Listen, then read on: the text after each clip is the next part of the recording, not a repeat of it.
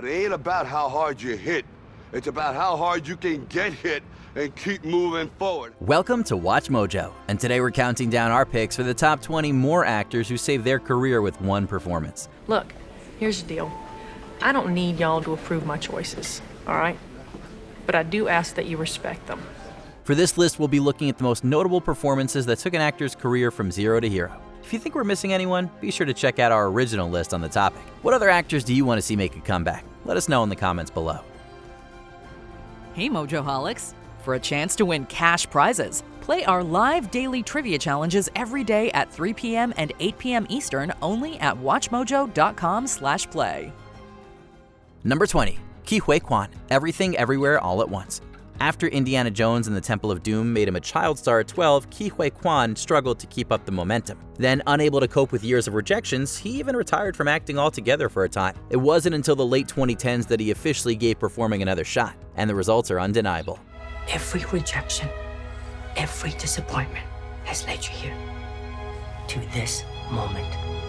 Kwan's acclaimed portrayal, or should we say portrayals, of Waymond Wong in Everything Everywhere All at Once immediately reignited his career prospects. Now with an Oscar, a Golden Globe, and a SAG award to his name, it's safe to say this resurgence won't fade as quickly as his first one did. Thank you everyone for rooting for me. I will be rooting for you. Number 19. Shia LaBeouf, Honey Boy. From family comedies to big-budget blockbusters, Shia LaBeouf spent the 2000s as a staple on the A-list. Unfortunately, a series of personal struggles and poorly received projects marked a major downturn in his bankability. While he still steadily worked throughout the mid-2010s, it wasn't anything on the same level as his output the decade prior. So to compensate, LaBeouf made his own material. How do you think it feels for me to have my son talk to me the way that you talk to me? He wrote and starred in Honey Boy, a film loosely based on LaBeouf's relationship with his father. The reviews were strong enough to single-handedly turn him into a serious dramatic actor. Apparently, you do catch more flies with honey after all. Well, make me look good, Honey Boy. Number 18. Melissa McCarthy, Can You Ever Forgive Me? The success of 2011's Bridesmaids cemented this actress as a bona fide comedic powerhouse. But the years that followed were no laughing matter for Melissa McCarthy's image. She headlined flop after flop after flop, to the point many began to wonder if she could still bring in an audience at all. All right, move. You think you're the only one thinking about this stuff? Then in 2018, she silenced all of those naysayers with a head-turning performance in Can You Ever Forgive Me? The movie's sophisticated tone and thoughtful approach cemented the fact that McCarthy could do so much more than crack jokes. You don't have to take our word for it, though. Her Oscar nomination speaks for itself. I trusted you. I don't know if you've noticed this, but I don't do that. And you have reminded me why that is. Number 17. Ben Affleck, The Town. Ben Affleck's time behind the camera may have rescued his career in front of it. I'm thinking about taking a trip. Went dark for a minute. Taking heat. Making a change. While he does a good job acting in The Town, he was mainly singled out for praise as the movie's writer and director. Just like that, Affleck reinvented himself as not just an actor, but an auteur storyteller in his own right. Hey, next time you guys want to take pictures of me, just call ahead. It couldn't have come at a better time either. Let's just say no one was clamoring for a sequel to Daredevil, or any of his other projects for that matter. But thanks to his work on The Town, he spent the years since as a well-respected artist on both sides of the camera lens. Number 16. Martin Lawrence, Bad Boys for Life. You want your legacy to be muscle shirts and a body count? This movie did more than reboot Bad Boys. It effectively brought back Martin Lawrence's acting prospects too. Despite his lengthy career in some iconic comedies, his time on camera dwindled to near nothing over the years. To put it into perspective, before Bad Boys 3, you could count on one hand how many films he'd been in during the 2010s. But returning to Lieutenant Marcus Miles Burnett was the perfect way to remind everyone what Lawrence could do. One last time. One last time. Even better, audiences responded with their wallets. Bad Boys for Life made bank at the box office, reigniting Lawrence as a major draw. It's no surprise he's coming back for a fourth stint in blue. Number 15. Michelle Yeoh, Crazy Rich Asians. With a title like that, it's not too shocking to hear that this film put a spotlight on an ensemble of underrated Asian talent, most notably Michelle Yeoh herself. But all this doesn't just happen. It's because we know to put family first, instead of chasing one's passion. She was arguably the biggest name coming in, hailing from a lengthy background of acclaimed martial arts films. But here, she traded her gi for a dress and was rewarded with a showering of critical praise. Suddenly, she went from having slim pickings of characters to being one of the most in-demand actresses in Hollywood. Since Crazy Rich Asians, Yeoh has landed a significant role in the MCU, signed on for more blockbusters, and even won an Academy Award. Yeah, you could say she's staying busy. Only a fool folds a winning hand. Number 14, Colin Farrell, in Bruges. If this proves anything, it's that the right role at the right time can do just about anything. See, early in his career, Colin Farrell made a name for himself doing smaller, independent work, but his transition into bigger fare like Alexander was a costly mistake for just about everyone involved. In my book, though, sorry, someone comes at you with a bottle. That is a deadly weapon. He's got to take the consequences. Then, out of nowhere, he starred in a little movie called In Bruges. The small-scale feature played right into Farrell's strengths and proved why he was worth keeping an eye on in the first place. With a new Golden Globe in hand, Farrell's post-In Bruges career hasn't just stayed afloat, it's positively thrived. So all in all, my evening pretty much balanced out fine. Number 13, Renee Zellweger, Judy. Nothing screams comeback quite like Oscar Gold, although it speaks to the give and pull of Hollywood that Renee Zellweger needed a resurgence at all. I just want what everybody wants.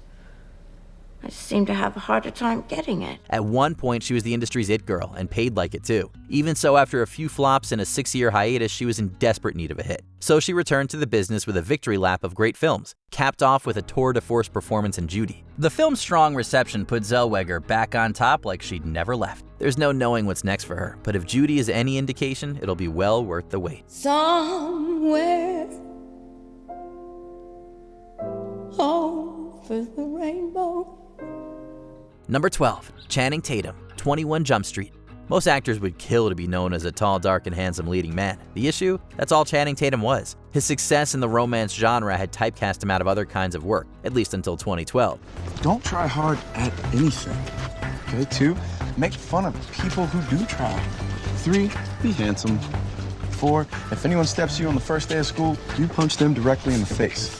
When 21 Jump Street hit theaters, Tatum defied everyone's expectations by showing he was more than a pretty face. He could be funny too. Tatum's role as the too cool for school jock redefined him as a genuine movie star apart from any one genre. He hasn't abandoned his roots in romance, and he still makes plenty of comedies too, but it's clear they're not holding him back the way they once were. Yes, that's what I'm talking about! That's what I'm talking about! Oh, love this science shit! This is what you guys do all day?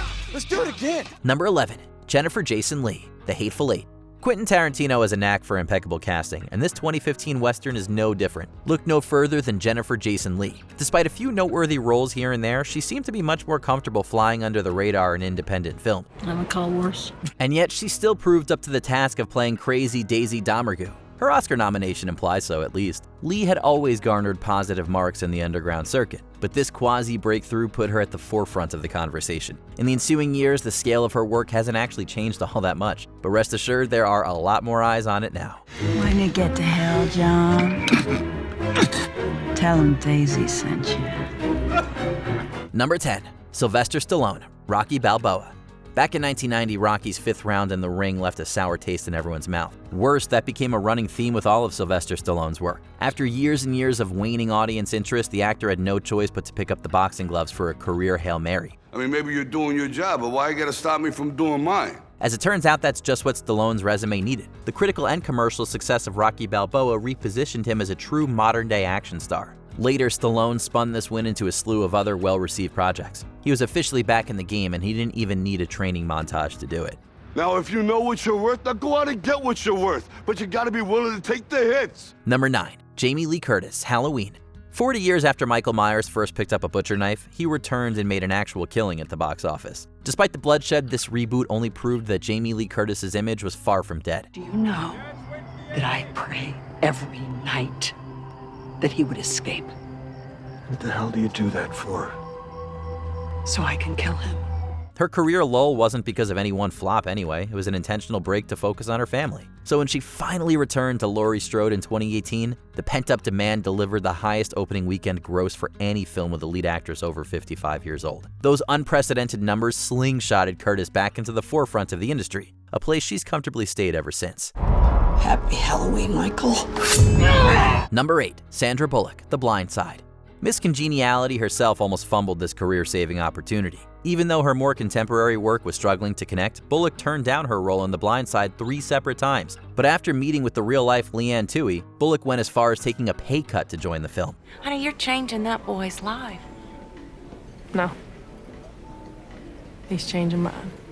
That turned out to be for the best since the movie was a bona fide smash hit across the 2009 holiday season. The box office and awards shows didn't hurt, but the real benefit of The Blind Side was reaffirming Bullock as an undisputed household name. After all, she isn't considered one of the most influential people in the world for nothing. I said you could thank me later.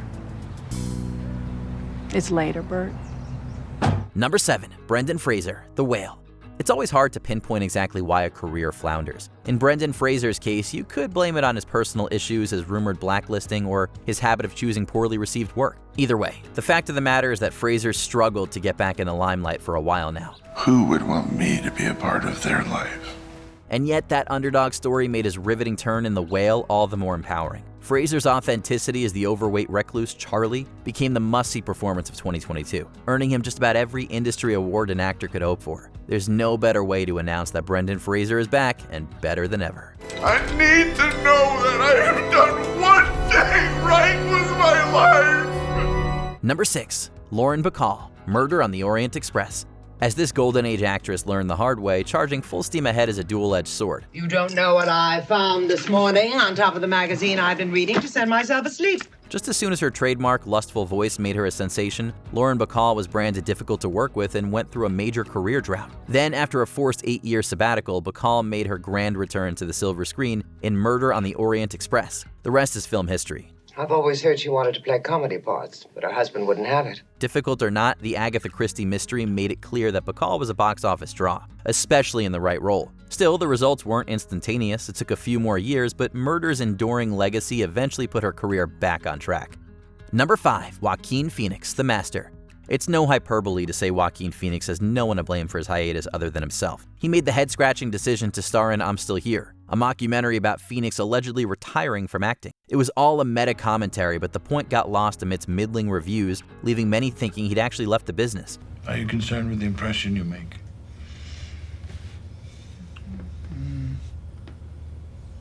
I don't understand.